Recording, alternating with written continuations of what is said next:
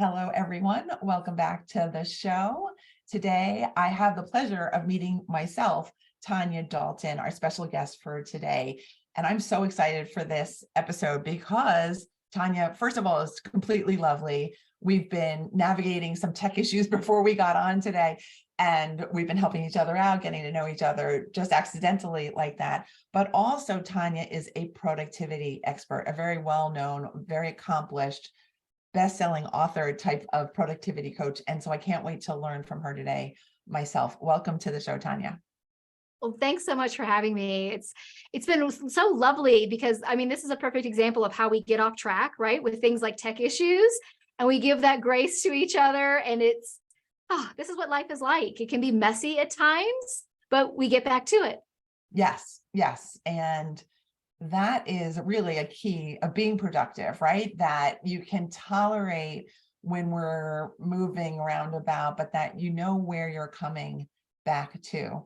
Can you start us off with that theory of yours, that belief of yours, that we really have to set our goals in a very specific, purposeful way?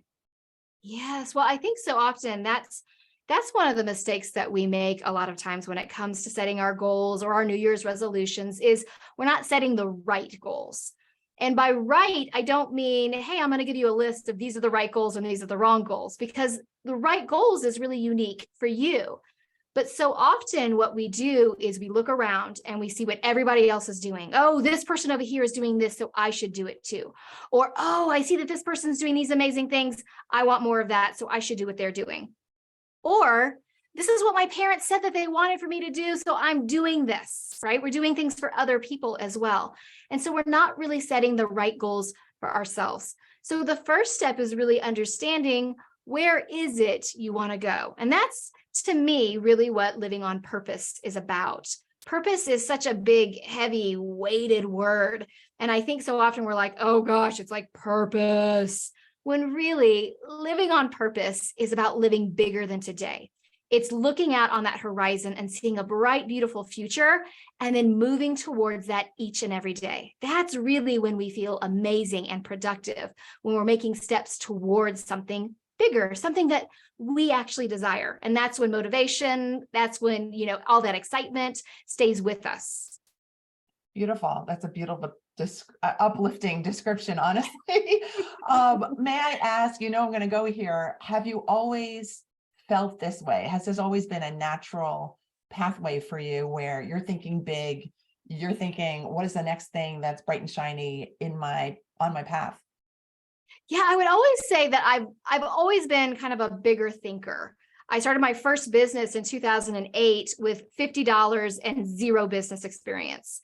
And I've grown that business to multi-millions, right? And so I've always had these big, broad visions, but I wouldn't say I've always done a great job of being productive in getting there. A lot of times I spent time doing things that didn't really fulfill me. In fact, I had this, for me, a big turning point, honestly, was I had 4 minutes of my life that totally shifted how I looked at productivity. And I was stirring a pot of spaghetti when the 4 minutes happened, actually. I was stirring a pot of spaghetti. And at the time I had 2 small kids that were playing at my feet, or rather attached to my legs. We've all kind of been there. And I've had a busy day, all these things that I've done. I've run myself ragged. I'm exhausted. And I hear the garage door open. And so I know my husband is home, and I think, oh my gosh, thank goodness he's home, because relief is here. I can now get more done. That's the thinking, not relief like I get a break, like, oh, good, now I can still accomplish the 3 million other things on my list. And he doesn't come in. My husband doesn't come in the door. I wait a minute. He doesn't come in. 2 minutes. I'm getting angry. I'm getting frustrated. I'm like, where is he? Why is he not coming in? He knows I'm waiting for him. I stomp over to the garage. I throw the door open, and he's out there, and he's laughing in his car to some bit on the radio, just laughing and enjoying himself. And I was so mad. And I thought to myself, how dare he do that? How dare he give himself this time? I would never do that. And I was like, oh, I would never do that. I wouldn't give myself like 4 minutes to sit in the car and transition from work to home. I wouldn't give myself 4 minutes to laugh to the radio. And that's when I began to realize my idea of productivity was all wrong. It was really about doing all the things, checking all the boxes, looking good to everybody else who felt like I had it all together. Meanwhile, I was just putting out fires left and right, struggling to make sure that nobody saw my mask slip and saw that I wasn't perfect. And so that moment for me was when I stepped back and I realized productivity isn't about doing more, it's doing what's most important. And that put me on a whole different path, where it really is about, okay, if that's true, what is most important? And so it really became this idea of, how do I align my daily actions with what is truly important, looking out at that big, bright, beautiful future I dream of, and making sure my actions for today are really aligned with that, not chasing my tail doing 5 million things because it looks good for everybody else, or it fits other people's expectations of who I should be. That's a great story. I'm really happy that that didn't end up with some sort of catastrophic result, because there's a lot of suspense in the way you're telling the story, but I'm really happy that your husband was just having fun in the car, and that we are still married. Yeah. I still love him. I just wasn't feeling the love in that moment. So we've been together like 24 years. We're good. And I'm thinking, ooh, sorry about that interruption. I'm thinking that every mother listening to that story has some sort of really vivid memory of feeling something similarly.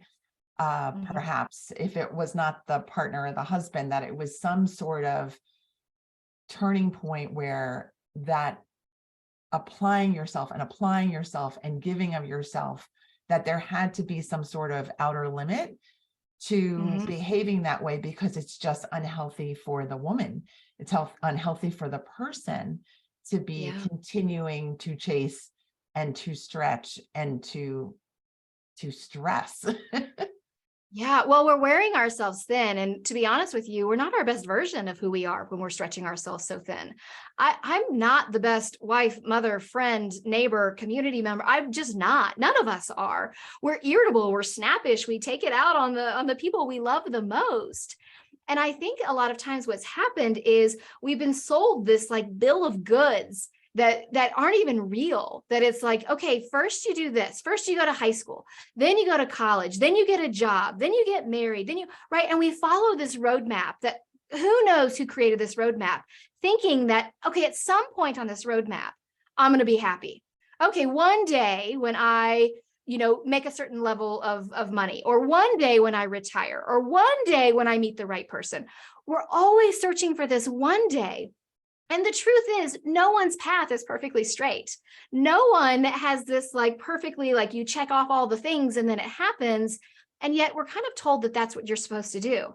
And so we live our life just kind of fighting time like it's this angry bear, thinking, okay, happiness is there somewhere.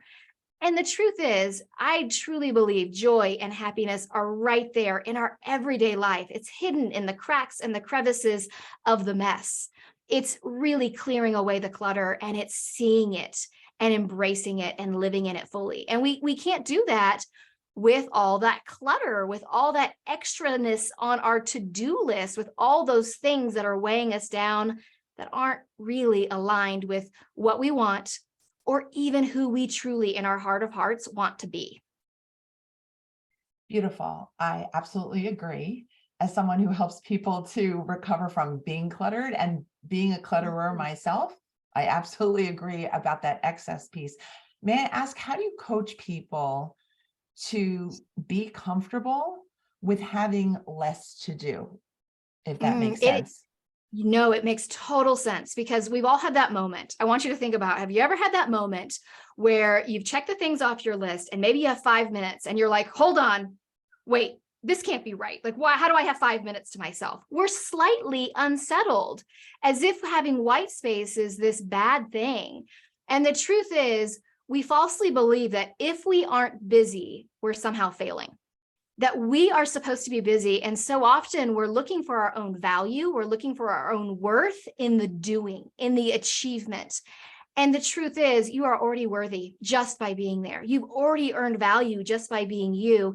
It's not in the doing, it's in the being. It's being you, right? And so there is a little bit when you start to do less, where you feel a little bit uncomfortable, like, shouldn't I be doing this? And should and have to, those are two of my red flag words. If you're saying I should be doing something, that's a perfect time to stop and say, why? Why should I be doing that? Because a lot of times it's tied to some story that we have, some story about what the perfect person should be doing, right? A good mom does this. An excellent boss never does these things. It's almost always in absolutes. And it's always a bar that's so high, no one could actually achieve it, right? But we feel like we should be doing these things, and then we feel guilty. So we overpack and we cram our day full because we're trying to earn our value, to earn our worth. And so it is this idea of becoming more comfortable. I think you can think of it this way, because a lot of times, especially in our society, we think about the number of things. I want to check as many things off my list as possible. Okay, so let's say I said to you, I want you to take 50 steps, any direction you want. If you took 50 steps, all different directions, forwards, backwards, diagonal, where are you going to end up? Well, you might end up in the same spot. You might end up further behind from where you were, right? Who knows where you're going to end up? But if instead I said, take 5 steps, just 5 steps in a forward direction, where are you going to end up?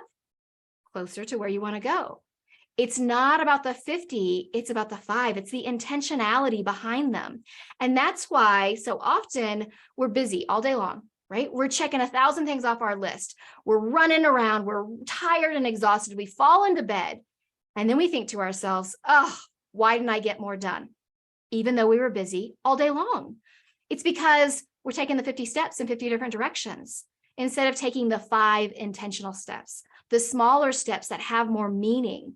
When we do work that matters, when it's aligned to that big, bright, beautiful future we dream about, that's when we go to bed and we go, today felt amazing. Gosh, I did great things today. And that's a good question. That's a good check-in. I want your listeners to think to themselves, when's the last time I went to bed and thought to myself, wow, I did great today? Because if it's been more than a day or two, you're chasing your tail. You're putting way too many things on your to-do list. You're packing your day full. Try doing fewer things that matter. And that's when you're going to go, I'm amazing. Today was amazing. There's a lot of satisfaction in life that happens when you do that. I love it. I would love that feeling for our audience. Absolutely. Going to bed, not feeling like there's about to be a spillover that happens with the things that haven't gotten done, and that your sleep is disrupted because you wake up in a panic or feeling like you forgot something, and waking up feeling unrested because everything just has to roll into the next day too. So I would love our listeners to take note. Absolutely.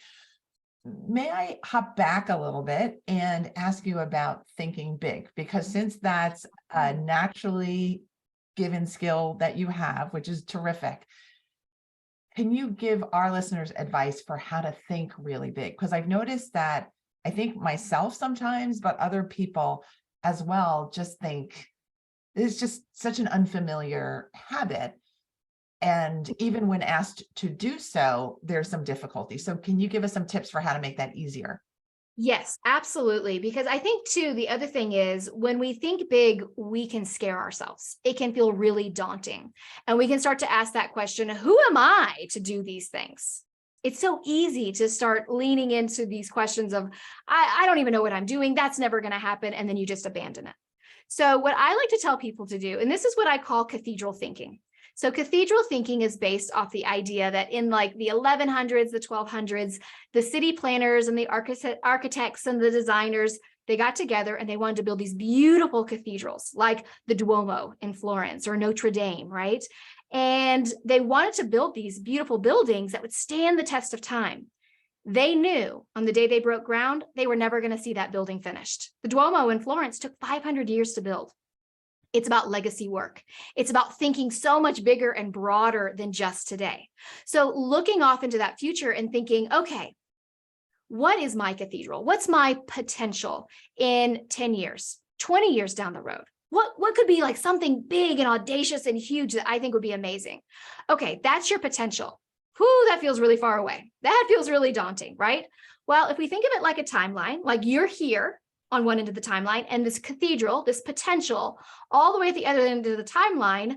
Let's back the timeline up and get it closer. If that's your potential, let's say in 10 years, what do you think is what's possible in 3 to 5 years? Okay, well, if that's what's possible to get me to that cathedral in 3 to 5 years, that's still pretty far away. Let's back it up a little bit more. What is possible? What could I possibly do in the next 12 months, the next 18 months that would get me to that cathedral? Okay, if that's what's possible in 12 to 18 months, what do I need to prioritize? What do I need to really focus in on for the next 3 months, 6 months, 9 months? Those priorities, those are actually your goals, because those are the goals to get you to the cathedral that you want, right? No matter what it is, because you've created this timeline for yourself, those goals are tied to that. So when you achieve a goal, you're going to be more motivated and excited to take the next step because you know you're getting closer and closer to that bright, beautiful future that you dream about. So that's one of the ways that we can start to really think big without frightening ourselves. Love it. So thinking about the future, perhaps even past what we might be able to see, but having also the comfort of knowing that it is approachable and that can be part of our daily joy, that we could insert that into our schedule instead of just having random tasks be cluttering our day. Exactly. Well, and this is the thing, by thinking about 10 or 20 years down the road, you're untethering yourself from the limitations of today. I don't know how to do these things. Well, 10 or 20 years from now, you will know how to do those things, right? You're a totally different person than you were 10 to 20 years ago. You have a whole backpack full of knowledge you've gathered together along the way. So it's so much easier to really separate yourself from your limitations of today when we dream 10 to 20 years down the road. And I think that's what's really powerful because, maybe your goal is that you want to be CEO of a big Fortune 500 company. And today you're sitting in a cubicle, right? With the fluorescent lights buzzing overhead. That seems really far apart. But if you think, well, that's my potential.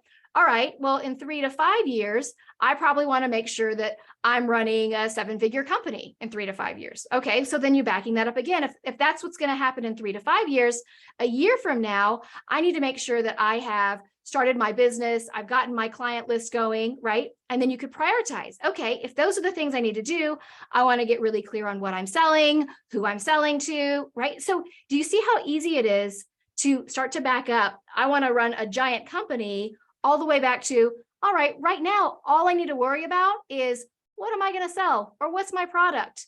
Or who am I selling it to? So it makes these tiny steps so much easier. I think we get so caught up in the giant leaps of life that we think that where we are today and where we want to go, there's this giant chasm between them, like the Grand Canyon. And we think somehow we got to figure out how to make a running jump across that chasm, right? Or we got to build a jetpack to get over there. And we don't know how to do that. The truth is, if you were to put one foot in front of the other and walk your way down the canyon walls of the Grand Canyon, you can cross the Grand Canyon in a day. It's done on a regular basis.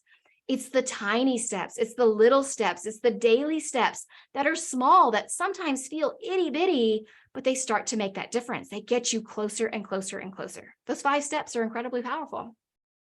Beautiful. I totally agree with everything you say. Since the beginning of this recording, I love it.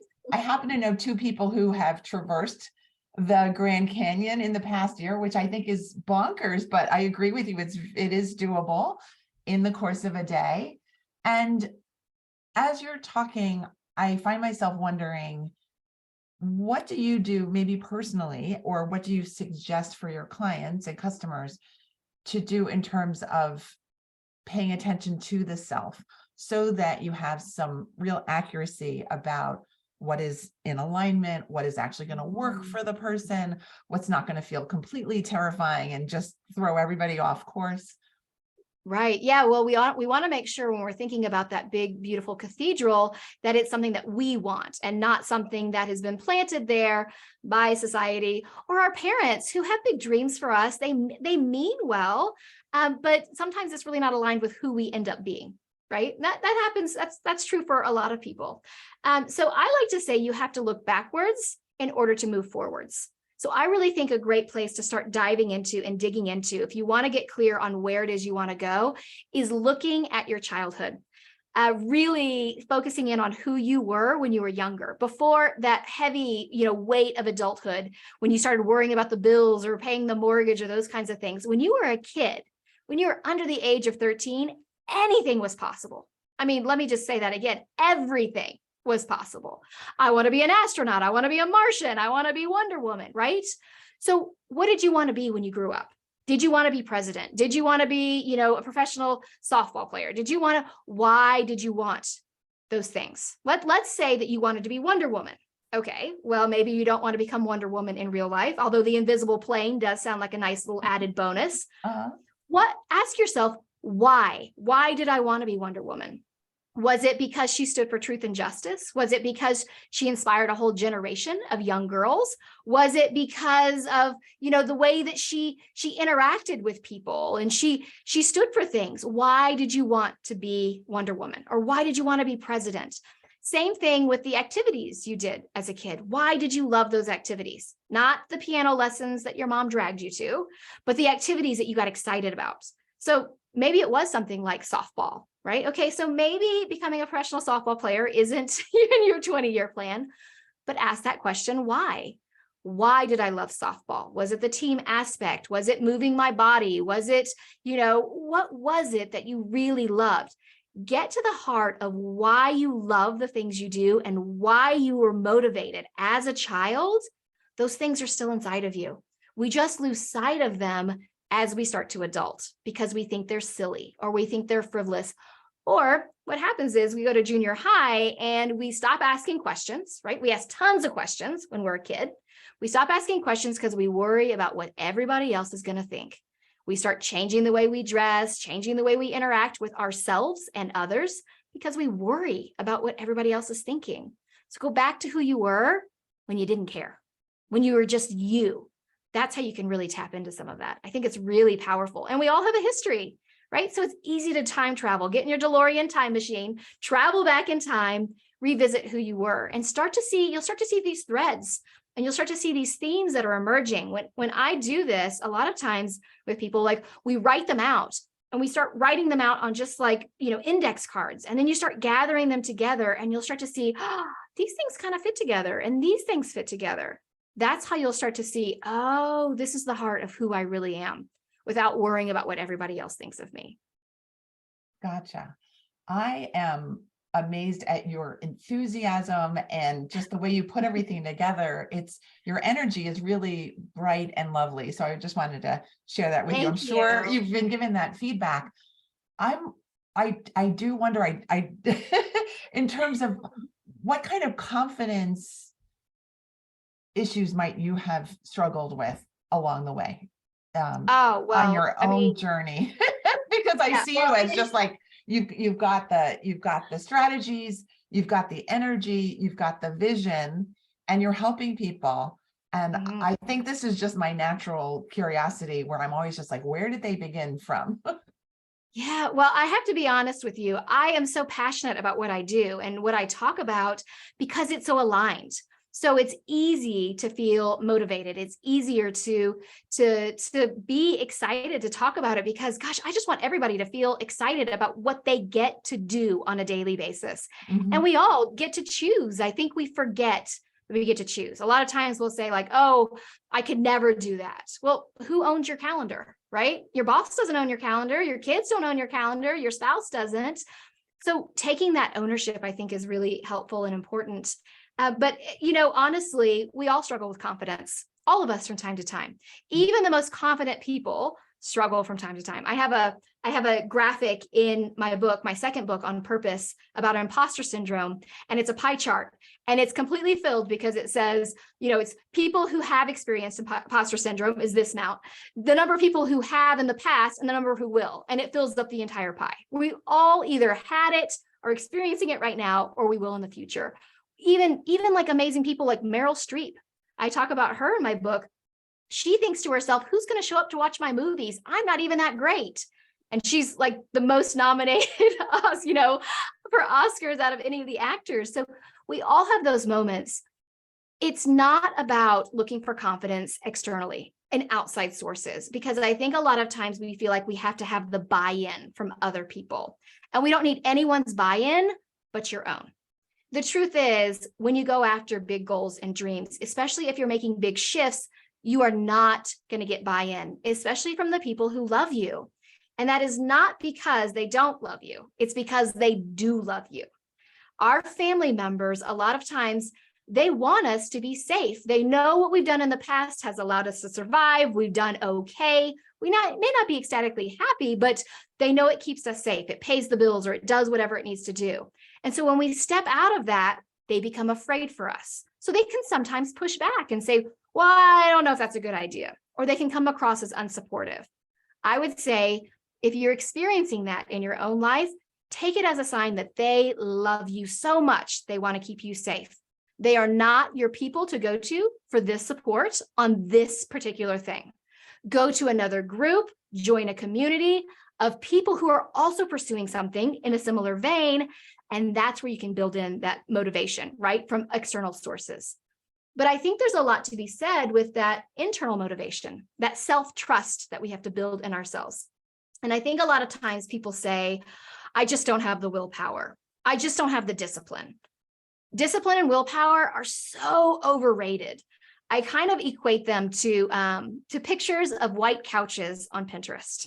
So let me explain that, because that's like, what? I look on Pinterest and I see these beautiful living rooms with these white couches, and I think, oh, that's what I want. I think that would be so beautiful in my house. And then I remember, I have a dog, I have a cat, I have 2 kids. We like to have popcorn on the couch. That white couch would stress me out. I don't really want that. It just looks really good. What I really want is a comfortable living room, right? So don't worry about being disciplined. Don't let go of that.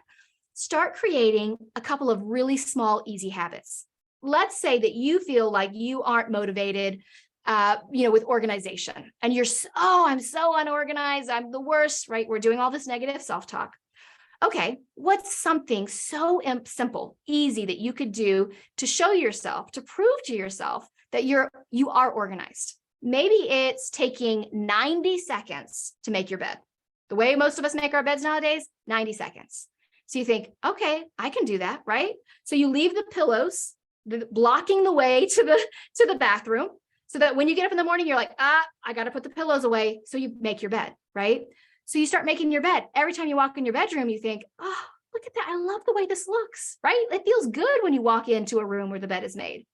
Before long, you're no longer a person who's unorganized. You're a person who makes the bed every day. That's a small, little, tiny piece of self-trust. So then it becomes, I make the bed, and then I do the next thing. I put away my clothes, and we start to build this self-trust step by step by step. And that's how we begin to have that confidence in ourselves. So yes, you can get it externally, but it's so important to get it internally as well. Beautiful. I think it's so good, these micro habits, and just encouraging yourself is already miles better than torturing yourself, criticizing yourself, saying I'm lazy as a piece of identity that you wake up to every morning. That anything really can be changed. And I see that attitude in how you work and how you describe your work and your enthusiasm, and mentioning the Duomo, which is magnificent. I saw it just this summer. And really, I didn't really know the history, but it is magnificent to craft your life on purpose, to not get upset when people are laughing in the car for 4 minutes, to really put some thought into how you want to feel, which I know is really at the core of what you do. So thank you for sharing your message, your mission, your work. Can you please let us know how our audience can stay with you, can learn more from you, maybe join some group work with you? Please let us know. Absolutely. So one of the easiest ways, if we're talking about how to make things really easy, you're listening to this podcast right now, whatever podcast player you're listening to, as soon as this ends, just do a search for my name, Tanya Dalton, or my podcast is called The Intentional Advantage. We have 200, almost 300 episodes of the podcast up. So there's a whole archive of episodes there. And you can also find me at TanyaDalton.com, where you can find links to both of my books. My books are available anywhere books are sold, Barnes & Noble, Target, Amazon, of course. And you can find anything and everything about me where I speak and all of those things at TanyaDalton.com. Thank you so much. We didn't get to talk about your first book, but I did want to mention the title because I find it so fascinating. I want to go find it. It's called The Joy of Missing Out. Do you want to say a few words about that particular concept too? Oh, yes, because I love The Joy of Missing Out. It was my first book. And it was actually named a top 10 business book of the year, which is quite an accomplishment for someone who never took a business course in college. Congratulations. That's great. Thank you. Well, what's amazing is it's not even a book about business. It's really a book about life and how we can move through our lives with that intentionality. So it's really about creating the structure and the frameworks, how we can find joy in choosing to say no and actively missing out on all that clutter, on all that noise, on all that obligation that we feel is pushed upon us. I really do believe there's so much joy, so much happiness in our everyday lives. So let's find that joy in choosing to miss out. I love it. I'm glad I didn't miss out on interviewing you. I hope and know that our audience is really feeling the same. Thank you for sharing all of this, your energy and your love and your brain and your history with us on today's show. Thank you so much for being here, Tanya. Thank you so much for having me. I truly do love talking about what I'm lucky enough to get to do. And I really want more people to feel as excited about everyday life as I feel. Terrific. Let's do this. All right, everyone. I will see you next Thursday for another episode of these great conversations with special guests and talk about how to make your everyday life more yours, more valuable, more enjoyable, more aligned. I love it. Thank you so much, Tanya. And everyone, I'll see you next week. Bye.